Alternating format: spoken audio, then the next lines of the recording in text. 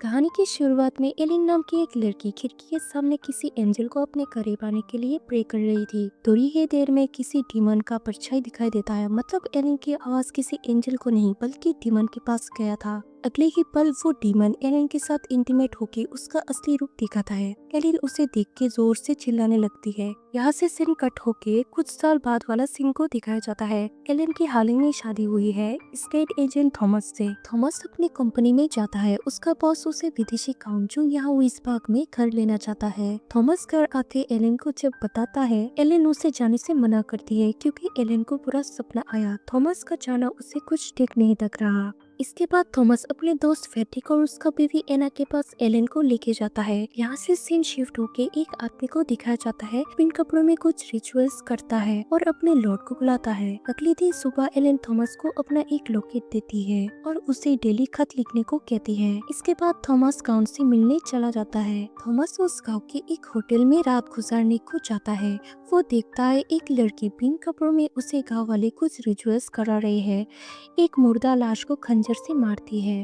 अगले दिन सुबह थॉमस जब जागता है उसे वहाँ एक भी गाँव वाले नहीं थे। सब बाहर से भाग चुके थे। साथ ही साथ थॉमस का घोड़ा भी ले गया। थॉमस पैदल ही अपना सफर करता है। जब रात होता है थॉमस के सामने एक घोड़ा का गाड़ी आता है जिसमें कोई ड्राइवर नहीं। थॉमस उस गाड़ी में उठ के मेंशन में जाता है काउंट से मिलने। काउंट थॉमस से कहता है मुझे माय लॉर्ड के बुलाओ। थॉमस काउंट को देख के बहुत घबरा जाता है। अगले दिन थॉमस उठ के अपने सीने में उसे दांत का निशान दिखाई देता है। उसे लगा कोई चूहा काटा होगा। इसके बाद काउंट थॉमस को एक कागज में सिग्नेचर करवाता है जिसमें काउंट का पूर्वजों का भाषा में लिखा हुआ था, जिसमें नोस्फेरातु नाम ही समझ आया था। वो काउंट थॉमस से उसका लॉकेट मांगता है। थॉमस यहाँ से जाने को कहता है। काउंट उसे यहाँ से जाने से मना करता है और थॉमस का लॉकेट लेके यहाँ से चला जाता है। थॉमस यहाँ से भागने की कोशिश कर रहा था। उसके सामने एक कॉफिन मिलता है जिसमें काउंट जो कि एक वैम्पायर है वो थॉमस को अपने वश में करके उसके बॉडी से खून पीने लगता है। मतलब वो निशान चूहों की नहीं थी बल्कि काउंट के थे। इधर काउंट एलेन को पोजेस कर रहा था। इसके बाद थॉमस के ऊपर तो डॉग हमला करने की कोशिश करता है। थॉमस उस बिल्डिंग के ऊपर से नदी में छलांग लगाता है।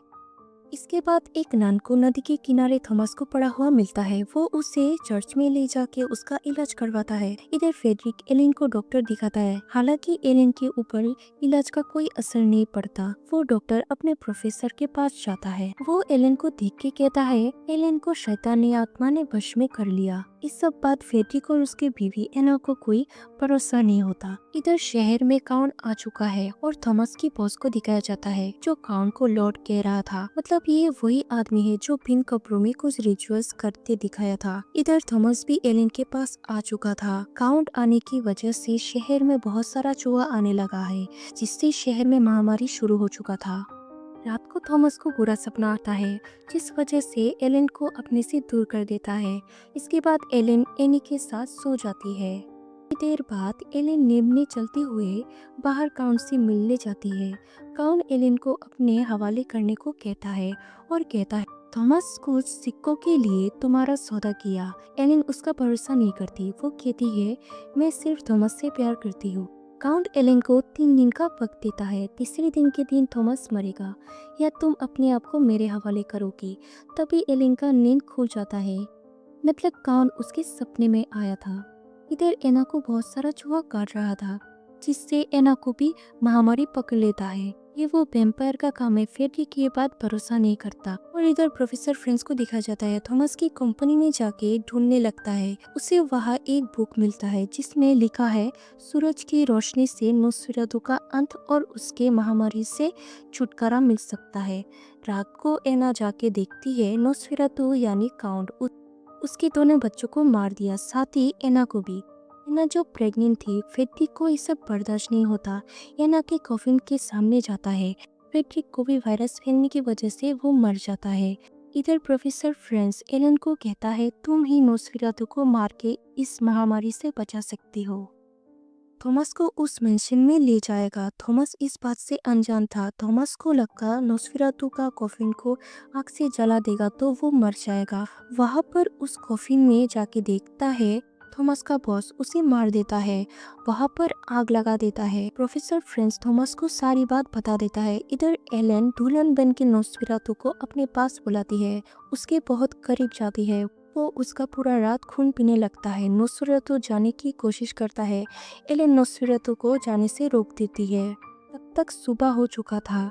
सूरज की रोशनी पड़ने की वजह से नोस्फेरातु मर जाता है। एलेन अपना आखिरी सांस ले रही थी, तभी थॉमस आके उसका आंखें बंद कर देता है और ये शहर नोस्फेरातु की महामारी से बच जाता है। और इसी तरह से इस मूवी का एंड हो जाता है।